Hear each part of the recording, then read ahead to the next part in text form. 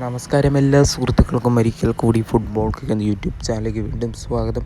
അപ്പോൾ ഗൈസ്, ഇന്നത്തെ വീഡിയോയിലൂടെ നമ്മൾ നോക്കാൻ പോകുന്നത് കേരള ബ്ലാസ്റ്റേഴ്സിനെ കുറിച്ചും ഇന്ത്യൻ സൂപ്പർ ലീഗിനെ കുറിച്ചുമുള്ള ഏറ്റവും പുതിയ അപ്ഡേറ്റിലാണ്.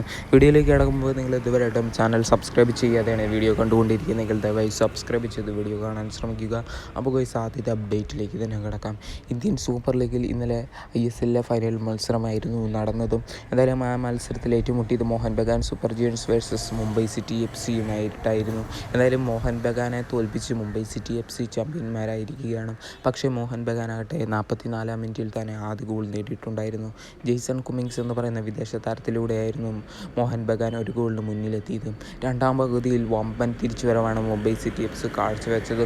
53-ാം മിനിറ്റിൽ കേരള ബ്ലാസ്റ്റേഴ്സിൻ്റെ മുൻ താരവും നിലവിലെ മുംബൈ സിറ്റി FCയുടെ വിദേശ താരമായ ജോർ പെരേര ഡയസ് ഒരു വമ്പൻ ഗോൾ അടിക്കുകയായിരുന്നു.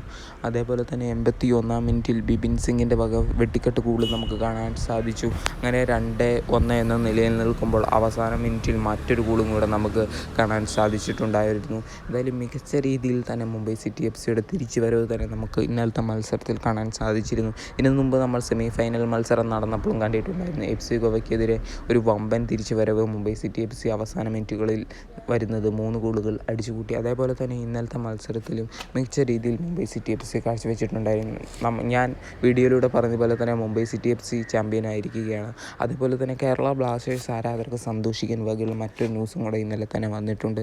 എന്താണെന്ന് വെച്ച് നോക്കുകയാണെങ്കിൽ കേരള ബ്ലാസ്റ്റേഴ്സിൻ്റെ സ്ട്രൈക്കറായ ഡിമിട്രിയോസ് ഡെമൻ്റക്കോസ് ഇപ്പോൾ ഗോൾഡൻ ബൂട്ട് ജേതാവായിരിക്കുകയാണ്.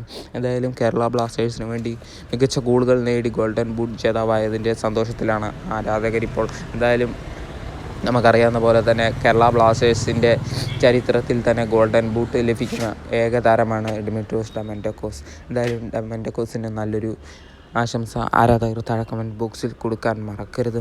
അതേപോലെ തന്നെ അടുത്തതായിട്ടും പറയാനുള്ളത് കേരള ബ്ലാസ്റ്റേഴ്സിനെ കുറിച്ച് തന്നെയാണ്.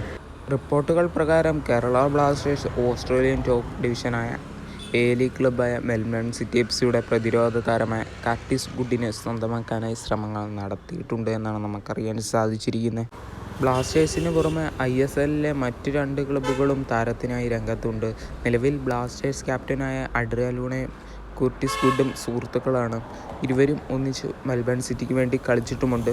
2020 കർട്ടിസ് ഗുഡ് ലൂണയോടൊപ്പമുള്ള ചിത്രം തൻ്റെ ഇൻസ്റ്റാഗ്രാമിൽ പോസ്റ്റും ചെയ്തിട്ടുണ്ട്. 31 വയസ്സുള്ള ഈ താരം 2018 മുതൽ മെൽബൺ സിറ്റിക്കാണ് ഒപ്പമാണ് കളിച്ചുകൊണ്ടിരിക്കുന്നത്. താരം മെൽബൺ സിറ്റിക്കായി 117 മത്സരങ്ങളോളം കളിച്ചിട്ടുണ്ട്. എന്നിരുന്നാലും താരവുമായി ബന്ധപ്പെട്ട് കൂടുതൽ വിവരങ്ങൾ വരും ദിവസങ്ങളിൽ പുറത്തു വരുമെന്ന് തന്നെ വിശ്വസിക്കാം. എന്തായാലും ബ്ലാസ്റ്റേഴ്സിൻ്റെ നിലവിലെ വിദേശ താരമായ അഡ്രിയാൻ ലൂണയുടെ സുഹൃത്തായതുകൊണ്ട് തന്നെ താരം ടീമിൽ തിരിച്ചു വരുമെന്ന് തന്നെ നമുക്ക് കരുതാം. എന്തായാലും താരവും കേരള ബ്ലാസ്റ്റേഴ്സുമായിട്ട് ഇപ്പോൾ ചർച്ച നടത്തുന്നുണ്ടെന്നും വൈകാതെ തന്നെ ഒരു വമ്പൻ സൈനിങ് പ്രതീക്ഷിക്കാമെന്ന് നമുക്ക് കരുതാം. വീഡിയോ ഇവിടെ വെച്ചെടുത്ത് കൂടുതൽ ISL ഫുട്ബോൾ ന്യൂസുകൾക്കായി ചാനൽ സബ്സ്ക്രൈബ് ചെയ്യുക. Thank you guys.